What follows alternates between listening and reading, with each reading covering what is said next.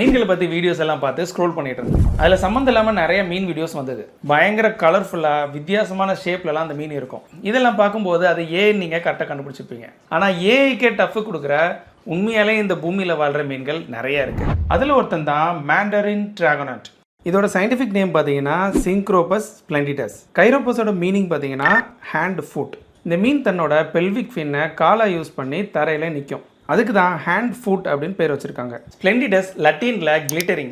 Glittering அப்படின்னா அப்படியே ஜொலிக்கும் அப்படின்னு அர்த்தம். சிங்க்ரோபஸ்னு இந்த மீன்களுக்கு மட்டும் இல்லை, இதோட ஜீனஸை சேர்ந்த நிறைய மீன்களுக்கு இந்த பேரை தான் வச்சுருப்பாங்க. இந்த மீன் மற்ற மீனோட முட்டைகள், சின்ன சின்ன கணுக்காளிகள் இதெல்லாமே சாப்பிட்டு உயிர் வாழுது.